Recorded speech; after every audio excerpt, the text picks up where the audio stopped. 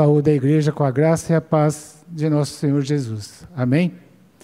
Eu quero convidar os irmãos a abrir as nossas Bíblias no livro de Romanos, capítulo 3,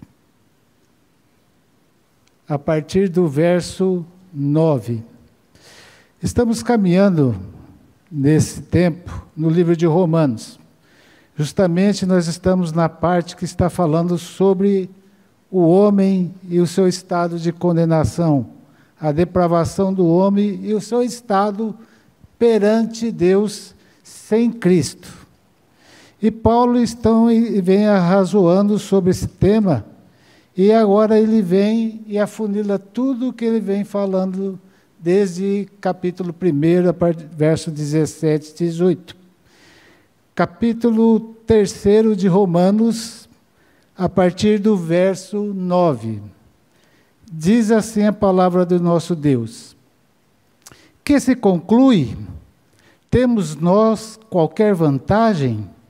Não, de forma nenhuma, pois já temos demonstrado que todos, tanto judeus como gregos, estão debaixo do pecado. Como está escrito: não há justo, nenhum sequer. Não há quem entenda, não há quem busque a Deus. Todos se extraviaram, a uma se fizeram inúteis. Não há quem faça o bem, não há nenhum sequer. A garganta deles é sepulcro aberto, com a língua urdem engano, veneno de víbora está nos seus lábios. A boca, eles as têm cheia de maldição e de amargura. São os seus pés velozes para derramar sangue. Nos seus caminhos há destruição e miséria. Desconheceram o caminho da paz. Não há temor de Deus diante dos seus olhos. Ora, sabemos que tudo o que a lei diz aos que vivem na lei, o diz para que se cale toda a boca e todo mundo seja culpável perante Deus, visto que ninguém será justificado diante dele por obras da lei, em razão de que, pela lei, vem o pleno conhecimento do pecado. Palavras duras, meus irmãos. Agora, imagine os irmãos, se temos um livro na mão. Se soltarmos esse livro, o que ele vai acontecer? Cair no chão. Vai se borrachar no chão. Por que eu sei que o livro vai cair no chão? Porque nós conhecemos a lei da gravidade. Vai fazer com que o peso vá ao chão. Mas aquelas pessoas que não conhecem a lei da gravidade também saberão que o livro cairá ao chão. Mas se eu quiser manter esse livro a 1 metro do solo, uma força externa vai ter que segurar esse livro, para ele não cair no chão. Essa é a mesma forma da natureza do homem com o seu pecado perante Deus. Sem Deus, o homem vai estar no chão, vai estar no fundo do poço. Não tem solução, como diz o texto, não há nenhuma motivação que esse homem vá se erguer, se ele não tiver debaixo das bênçãos do Senhor, se não tiver o Senhor segurando as suas mãos. Por que acontece isso? O homem é assim, a sua natureza, depois que ele caiu, é cair no pecado. O peso do pecado o faz afundar, faz imergir no fundo de um poço. E essa é a tese que Paulo está levantando aqui. Porque todos os homens são culpados diante de Deus. Essa é a tese de Paulo. Tudo que ele falou lá do capítulo 1, todos esses sermões que a gente teve até domingo retrasado, mostra isso. Todos os homens são culpados perante Deus. Essa é a sua tese. Veja que Paulo já fundamentou essa sua tese, provando que os gentios, lá no capítulo 1, conheciam a lei da natureza, conheciam Deus pelas coisas da natureza. A religião já estava impregnada nos seus corações. Eles conheciam e poderiam saber quem é Deus, mas eles se largam, não querem saber de Deus e vão sendo desgarrados, procurando a sua própria imundícia, sendo deixados de lado, porque eles não querem procurar a Deus. E já no capítulo 2, então, Paulo também critica os falsos moralistas judeus. Vejam os irmãos que eles não têm esperança, esses judeus. Eles estão entrelaçados, eles conhecem a lei, mas não têm o conhecimento de serem salvos, não têm o conhecimento de ter Cristo como Senhor e Salvador das suas vidas. Os judeus, embora aparentemente melhores, na realidade estavam em pior situação, porque eles tinham a lei, mas não aplicavam a lei nos seus corações. Eram tão culpados como os gentios. Essa é a situação deles. Da mesma forma, o sermão que o pastor Eduardo pregou há 2 domingos, do capítulo 2, 17 a 3, 8, nessa porção da palavra, mostra que os judeus, a despeito das suas vantagens evidentes, como povo da lei, estavam na mesma situação do que os gentios. Estavam sobre a mesma condenação, porque não tinham Cristo como Senhor e Salvador das suas vidas. E nós chegamos então no capítulo 3, final do sermão passado, retrasado. No início do capítulo 3 até o verso 8, Paulo estivera provando que havia vantagem de ser judeus. Eles tinham a lei, tinham a circuncisão, tinham os oráculos de Deus, mas mesmo assim estavam em situação igualzinha aos gentios, porque eles estavam debaixo da ira de Deus e não tinham a salvação em Cristo Jesus. Deviam estar, porém, em vantagem, mas não estavam. É exatamente o que ele está dizendo aqui no verso 9, no início do sermão que nós vamos meditar nesta noite, início da noite. Veja o que está escrito no verso 9. Seu propósito é provar que todos os homens, sem distinção, sem raça, sem nenhum tipo de cultura, sem nenhuma outro tipo de religião, são igualmente culpados perante Deus. A isso nós chamamos que esses homens estão depravados, são todos depravados e carecem da glória e da salvação de Cristo Jesus. Paulo então faz uma pergunta que se conclui, vejam a pergunta que ele está falando, uma pergunta que se conclui, uma resposta. Temos alguma vantagem? Não, de forma nenhuma, pois já temos demonstrado que todos,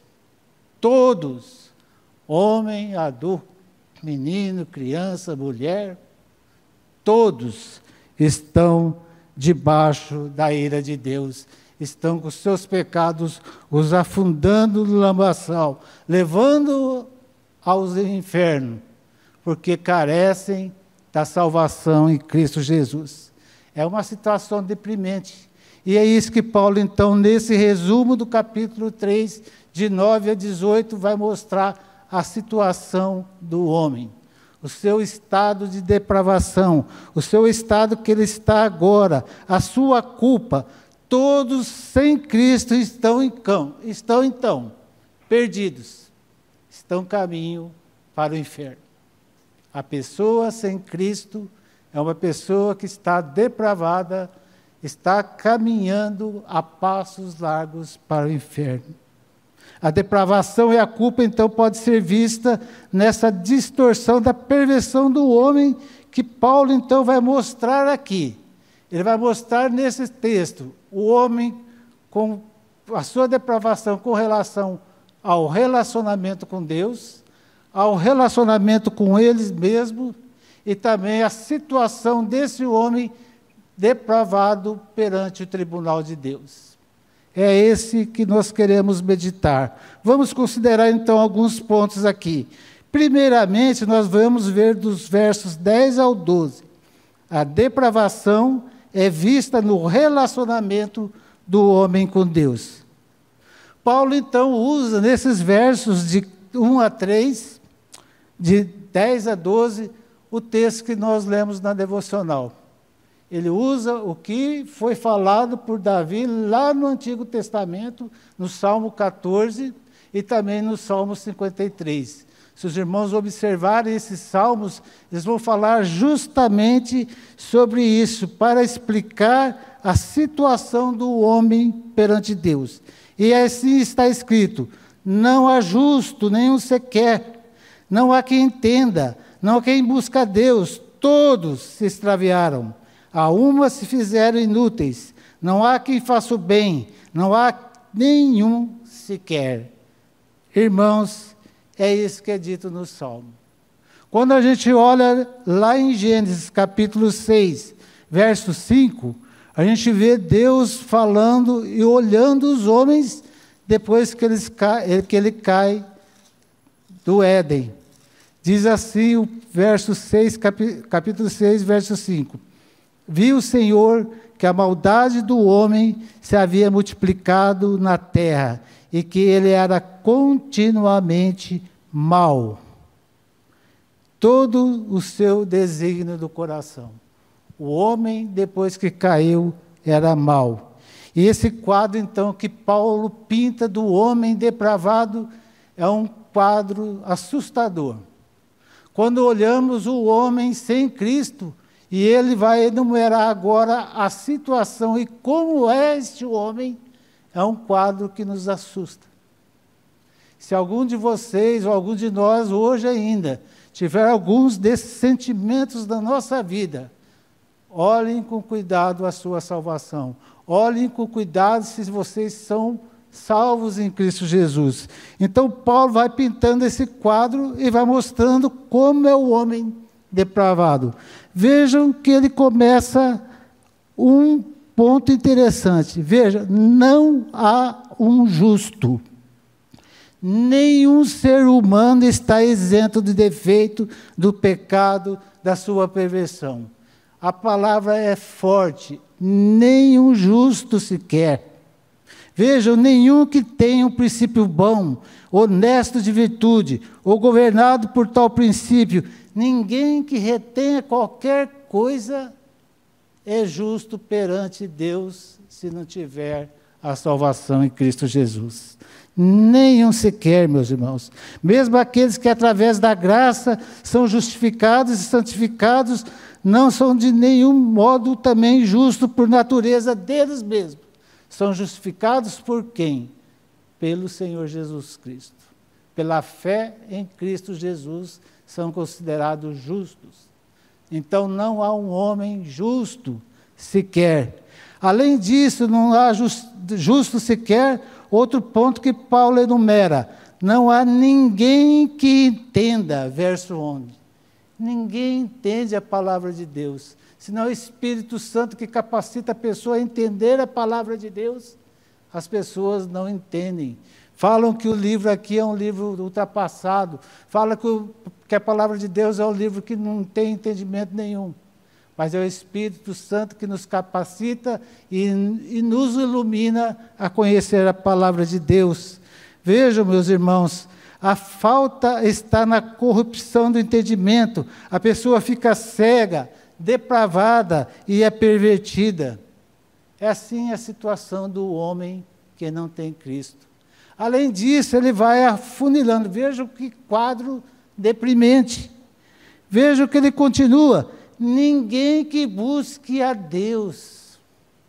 O homem por si só, no seu pecado, caído do seu relacionamento com Deus, não busca a Deus sozinho. É Deus que busca o homem. É Deus que vai atrás do homem depois que ele peca lá no Éden. E é Deus, então, que busca o homem. Ninguém que busca a Deus. O homem está morto espiritualmente. Veja o que fala em Efésios capítulo 2, versos de 1 a 3. Foi o texto que o pastor Davi pregou aqui no culto fúnebre. Muito interessante. O homem sem Cristo ele está morto espiritualmente.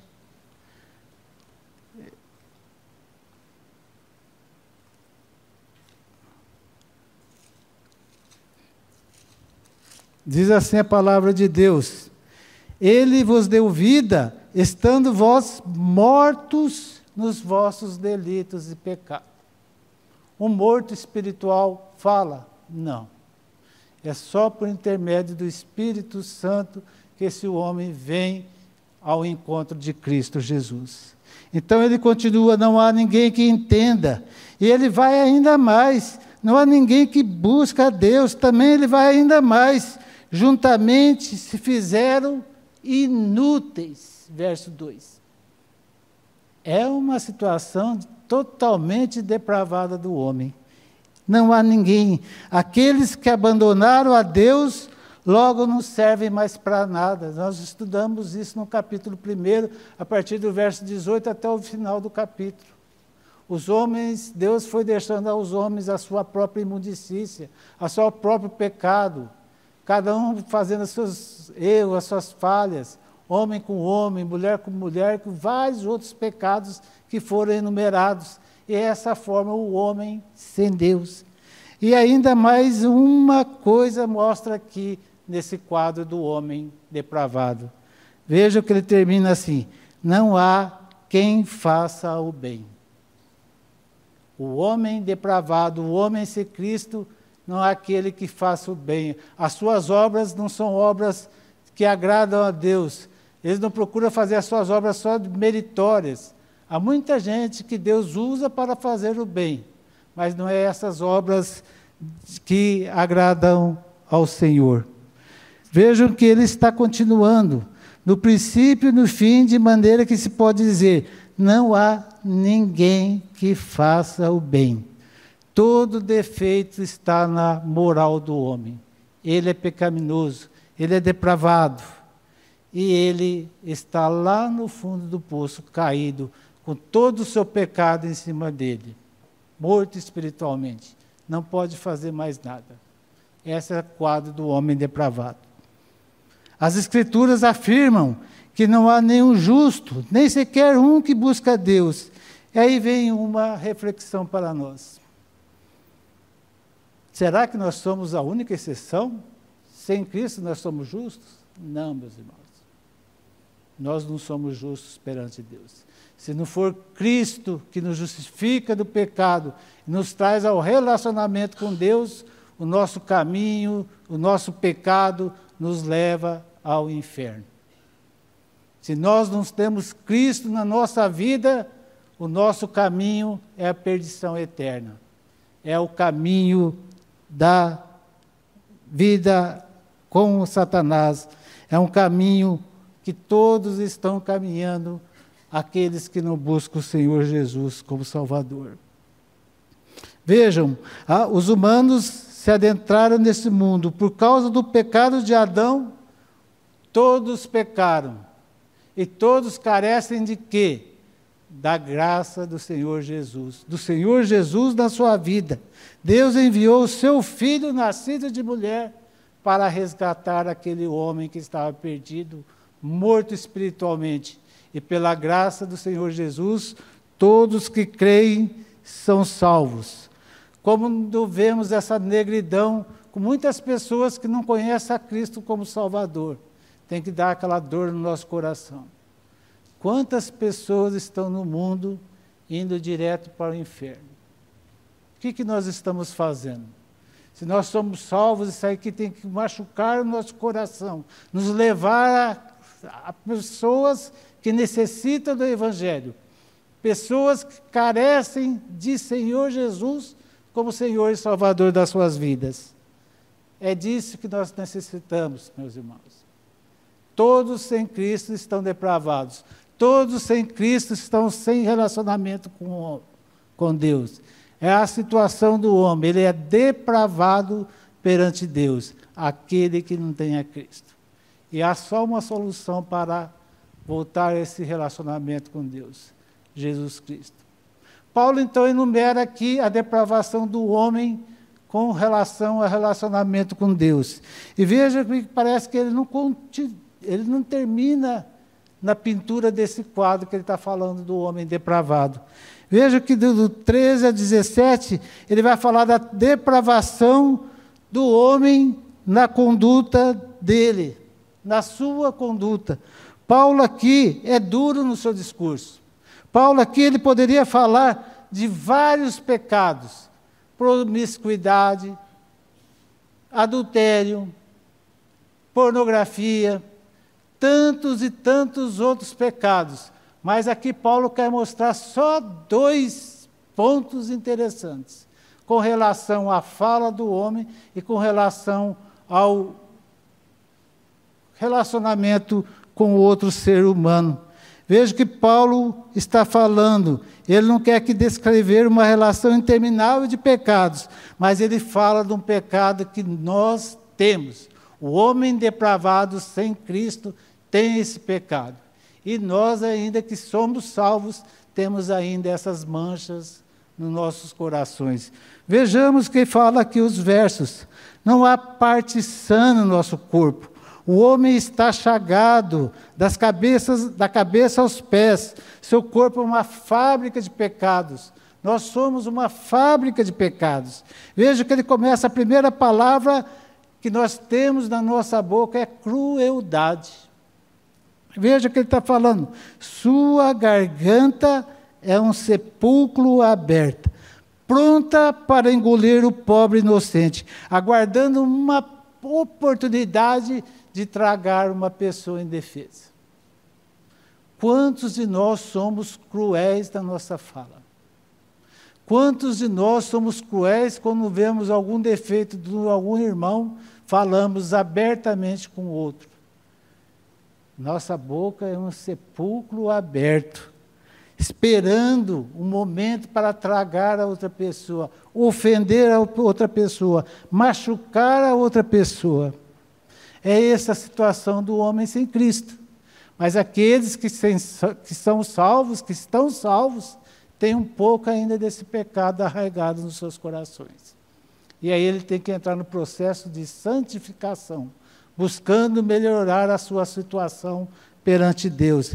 Além disso, e dessa forma do homem falar com crueldade, ele fala outro ponto importante. O homem fala o engano com as pessoas. Ele engana. Veja o que fala o versículo. Com a língua tratam enganosamente. Aqui se mostra os filhos do diabo, porque ele é o mentiroso e o pai da mentira. Quantas e quantas pessoas que vivem no mundo depravado mentem descaradamente. Quantas pessoas levam os outros a errar, a falhar. Como diz o Salmo 140, verso 3, aguçam a língua como a serpente, sobre os seus lábios tem veneno da áspide, que é uma serpente venenosa. Será que a nossa boca não está desse jeito? Será que a nossa boca ainda, depois que nós termos sido salvos em Cristo Jesus, não temos essa língua venenosa para tratar conosco mesmo e com os outros irmãos? E ele não para aí nos quadros, meus irmãos. Cada hora parece que a gente vai se afundando na lama. E ele termina aqui esse verso falando que com a nossa boca nós amaldiçoamos as pessoas, censurando Deus e blasfemando seu santo nome, desejando mal para a pessoa. Abram em Tiago capítulo 3. Capítulo 3, do verso 8 e 9. Como fala a palavra de Deus? A língua, porém, nenhum dos homens é capaz de domar. É mal incontido, carregado de veneno mortífero. Com ela bendizemos ao Senhor e Pai. Também com ela amaldiçoamos os homens, feitos à semelhança de Deus. De uma só boca procede bênção e maldição. Meus irmãos, essa é a nossa língua. Quantas vezes viemos ao culto, adoramos ao Senhor, adoramos a Deus, e quando saímos ali na rua, amaldiçoamos as outras pessoas. xingamos as outras pessoas. Aquela pessoa que foi feita imagem e semelhança de Deus. Uma pessoa depravada, não conhece o Senhor Jesus, mas mesmo assim nós o amaldiçoamos. Quiçá também nós amaldiçoamos pessoas que são convertidas. O peso aqui que Paulo está dando sobre a depravação é enorme. Temos que tomar cuidado com as nossas atitudes, nas nossas ações. E quando então Paulo fala do homem com ele mesmo, e agora ele vai falar com o homem com relação ao próximo. Veja o que está falando de 15 a 17. A depravação total atingiu não apenas a relação do homem com Deus e consigo mesmo, mas também com seu próximo. Os seus pés são ligeiros para derramar sangue. Os nossos pés são muito ligeiros para levar as outras pessoas a derramar sangue. É triste. São muito aplicáveis em tramar qualquer plano cruel com outras pessoas. Muitas vezes a gente quer a destruição das pessoas, quer machucar as pessoas, queremos humilhar as pessoas. Essa situação do homem depravado, além dessa destruição e miséria que estão no fim dos seus caminhos, cuja morte é o final, o pecado deles é o próprio castigo que são levados. E não conheceram também o caminho da paz. Vejo que esses homens depravados não conhecem o caminho da paz. O caminho da paz que eles acham que entendem é o caminho lá no palácio de Satanás. Mas o crente salvo, o crente que conhece o Senhor Jesus como Salvador, o crente que tem Cristo no seu viver, e é salvo em Cristo, sabe que a paz está em Cristo. É lá que nós encontramos a verdadeira paz. É lá que nós encontramos onde Cristo nos quer. Esses são os citados no Provérbios, irmãos. Essas pessoas que são depravadas, que buscam o sangue dos outros. E lá em Provérbios 1,16 vai falar, os seus pés correm para o mal, e se apressam em derramar o sangue. Como é que está o seu pé? Como é que está o seu caminhar? Vocês estão caminhando, nós estamos caminhando para amaldiçoar, machucar as outras pessoas? Ou estamos aqui para caminhar e levar outras pessoas a Cristo Jesus? Esses versos 13 a 17 falam que nós somos por natureza sem Cristo. Meu irmão, não somos exceção. Essa descrição do pecado do homem é muito parecida com nós quando nós estávamos caídos, como estávamos sem Cristo. Mas também nos dá uma percepção que nós somos agora. Será que nós temos algum desses pecados em nossas vidas? Será que nós temos algum pecado desses que nós usamos tão frequentemente? Com a crueldade, com a amaldiçoar as pessoas, com a nossa língua, caminhar para derrubar o sangue das pessoas. Será que ainda temos isso no nosso interior? Temos que prestar atenção, cuidar de nós. Nós não somos exceção. Essa é uma descrição que nós temos que tomar cuidado. O caminho do apóstolo vai dizer, se a gente pudesse falar igual o apóstolo fala, miserável homem quem sou, quem me livrará disto? Quem me livrará dessas coisas? Dou graças a Deus por quem? Por Jesus Cristo, nosso Senhor. É só o Senhor Jesus que vai te tirar dessa depravação, vai te tirar do fundo do poço. Temos duas situações.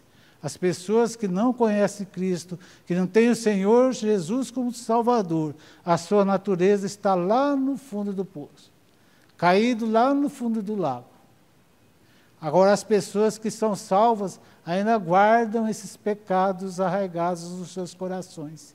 E esse é o processo da santificação em Cristo. Temos que eliminar esses pecados dos nossos corações. Temos que procurar a cada dia sermos parecidos com Cristo Jesus. E agora ele vai para o final do seu discurso. Vimos que o homem é depravado no seu relacionamento com Deus. O homem é depravado no seu relacionamento com ele mesmo e com o próximo.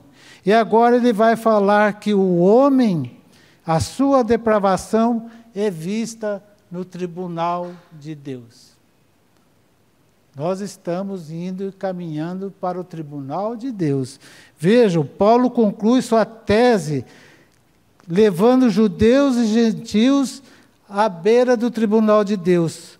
Paulo deduz que é inútil procurar por justificação pelas obras da lei. Não, a justificação só vem pela fé em Cristo Jesus. Veja o que está falando no verso 28 desse capítulo de Romanos. Romanos capítulo 3, verso 28. É tema da próxima pregação, mas é bom para ilustrar para nós hoje. Concluímos, pois, que o homem é justificado pela fé, independentemente das obras da lei. Não tem nenhuma obra da lei que vai fazer ser justificado perante Deus. É só Jesus Cristo, o sangue de Jesus, que vai justificar a mim e a você. Então, Paulo aqui agora ele arma um cenário, ele mostrando como será esse tribunal, como será esse julgamento com Deus e nós perante o Senhor. Veja que ele fala aqui 3 verdades essenciais. A primeira delas, a causa da condenação. A causa da condenação está no verso 18. Veja, não há temor de Deus diante dos seus olhos. Essa é a causa da condenação. Não há temor de Deus diante dos seus olhos. Embora esse verso serve para terminar o que ele vem falar do relacionamento, da forma do homem vem sendo tratado, ele serve também para explicar o que vai ser dito logo à frente. Ele serve para estabelecer que o judeu e o gentio estão debaixo da ira de Deus. O temor de Deus, então, ele serve como um freio para nós não continuarmos pecando. Porque senão nós vamos cair perante o tribunal de Deus. Nós estaremos perante o tribunal de Deus. Quando o homem perde o temor de Deus, o que ele vai fazer? Ele se corrompe. O homem sem o temor de Deus, a cada dia ele vai se corrompendo mais. É a falta de temor de Deus que agora levará o homem a temer e tremer diante de Deus no dia de juízo. E vejam que o Senhor fala lá em Mateus 25, 41. Apartai-vos de mim, malditos, para o fogo eterno, preparado para o diabo e seus anjos. Cuidado com o temor de Deus. Não brinque com Deus. Não brinque com a santidade de Deus. E nesse caminhar que nós estamos olhando esse tribunal, a segunda coisa que a gente vê é a base da condenação do réu. Veja o que fala o verso 19. Ora, sabemos que tudo o que a lei diz, aos que vivem na lei, o diz para que se cale toda a boca e todo mundo seja culpável perante Deus. Aqui está falando das escrituras em geral. Os judeus se vangloriavam de ter a lei, mas eles não cumpriam a lei. Eles não conseguiam cumprir a lei na sua totalidade. Então eles eram penalizados perante Deus. A base da condenação do réu é a absoluta justiça de Deus, é a sua lei. Assim, todos os homens em todo o mundo estão debaixo do pecado, estão tidos como culpados perante o tribunal de Deus. Porque eles têm a lei e não cumprem a lei. E os gentios não têm a lei, mas também eles não veem a salvação de Deus na natureza e nas outras coisas. Tem um autor chamado William Hendrickson, que ele afirma que a figura usada por Paulo aqui é dramática, inesquecível, amedrontadora. Todo mundo está em pé diante de Deus. Todo mundo. O juiz, os registros são lidos, um a um. À medida que são lidos, a cada um dos acusados é dada a oportunidade de responder. Mas a palavra fala, entretanto, à medida que a sua culpa vai sendo exposta, olha, você fez isso, aquilo, aquilo, você isso, isso, isso, a sentença vai indo por água abaixo. Sua causa, então, se torna indefensável perante Deus. Essa é a nossa relação perante o tribunal de Deus. E aí a gente olha agora o terceiro ponto, a impossibilidade da absolvição do réu perante Deus. Veja, Paulo conclui a sua tese aqui no verso 20. Ele vai falando, visto que ninguém está justificado diante dele por obras da lei, em razão de que, pela lei, vem o pleno conhecimento do pecado. Veja que ação importante que Paulo está destacando aqui nesse versículo. A finalidade da lei. A lei não foi dada com o propósito de justificar o homem. Ela foi dada com o propósito de provar que o homem é culpado perante Deus. Veja, eu vou repetir para os irmãos. A lei não foi dada com o propósito de justificar o homem. Essa é a tese que Paulo está falando aqui. Mas a lei é dada para provar que o homem é culpado perante Deus.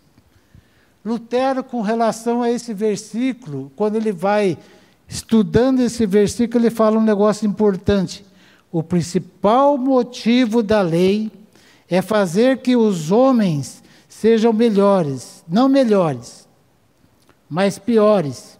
Quer dizer, ela lhes mostra o seu pecado, para que a partir desse conhecimento eles possam ser humilhados, aterrorizados, esmagados, quebrantados, e dessa forma sejam levados a sair em busca da graça de Deus e chegar àquele que é a sua semente abençoadora, que é quem? Jesus Cristo.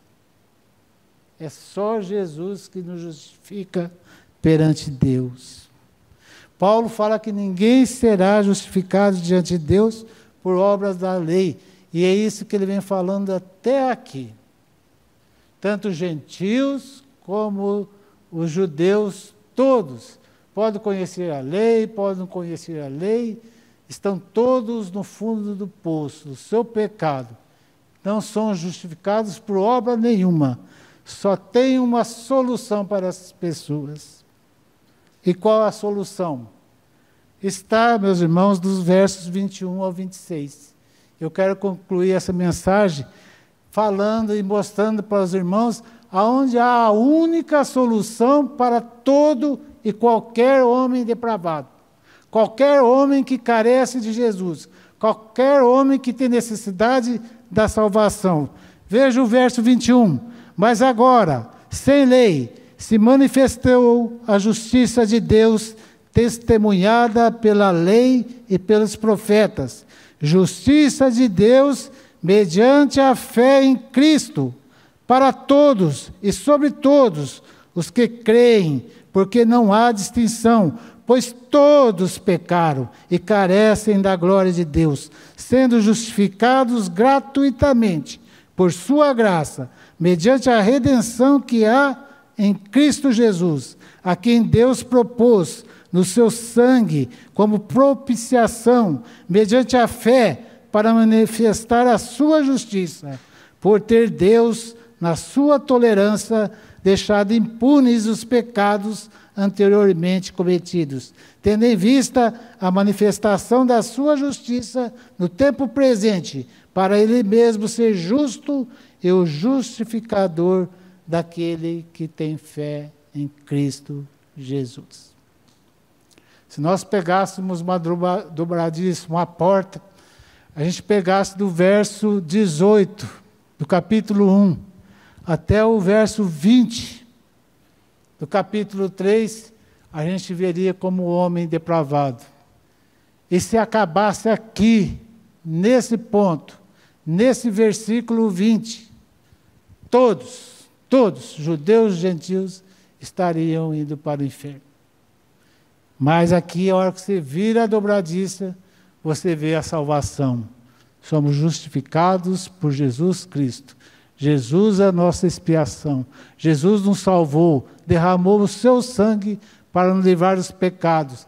Ele, pela sua graça, nos salvou e nos trouxe a um novo relacionamento com Deus. Diz um certo tempo que o teólogo R.C. Sproul debateu com o irmão acerca da salvação. E esse irmão estava falando que a salvação era como que alguém estivesse num lago se afogando.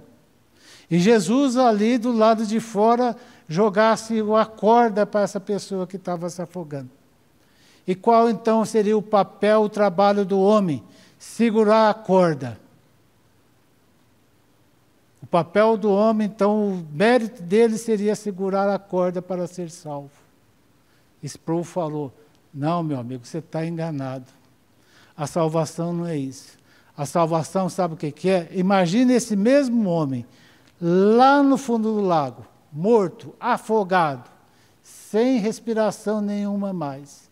Jesus vai lá, pega esse homem, traz para a beira do lago, faz uma respiração nele, coloca ar na sua vida, coloca vida no corpo desse homem e ele vive de novo, ele é regenerado. Qual o trabalho do homem? Só respirar por intermédio de Jesus Cristo. Porque a graça vem de Jesus. Só o Senhor Jesus que traz a salvação. O homem não tem mérito nenhum. Não são obras de lei, não são méritos dele fazer alguma coisa boa. É somente pela graça.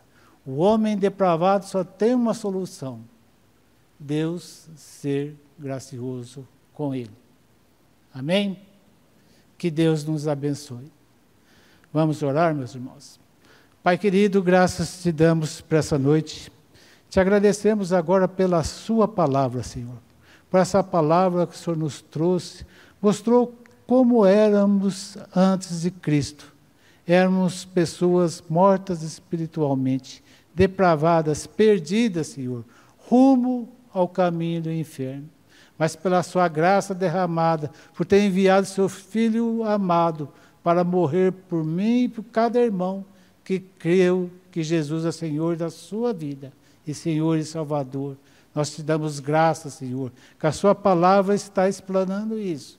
Como era o homem antes e sem Cristo, e como será o homem agora com Cristo. Uma nova criatura em Cristo Jesus. Nos abençoe, abençoe essa noite, Senhor. Abençoe que essa palavra venha aos nossos corações, que a sua palavra, Senhor, venha reverberar no coração, se tiver alguém ainda que não conhece o Senhor Jesus como Senhor e Salvador. A sua vida está perdida, está lá no fundo do lago. Ele tem a oportunidade de pedir ao Senhor Jesus que venha e creia no Senhor Jesus, que Ele é Senhor e Salvador da sua vida. Abençoe a cada um de nós, Senhor. Pedimos pela vida e pela família da irmã Elizabeth também, pela perda do seu pai. Nesse testemunho tão lindo que tivemos aqui nessa tarde hoje.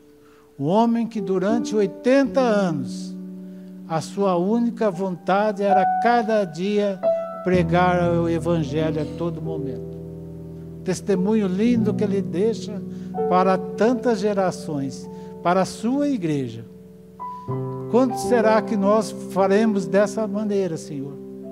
Quando teremos motivação para cada dia pregar o Evangelho às pessoas que não te conhecem? Que nós deixemos de ser pessoas acomodadas. Que o seu Santo Espírito nos incomode. Mexa com o nosso coração. Saber que tantas pessoas ainda não têm a salvação. Tantas pessoas não conhecem a Cristo. Tantas pessoas estão caminhando rumo à perdição eterna. Que o Senhor levante trabalhadores, levante pessoas aqui na igreja para serem esse aio, Senhor. Ser essas pessoas que levam a salvação por intermédio da sua palavra. E que o seu Santo Espírito esteja tocando no coração de cada um, Senhor. É assim que nós oramos e agradecemos no nome do Senhor Jesus. Amém. Amém. Vamos todos levantar?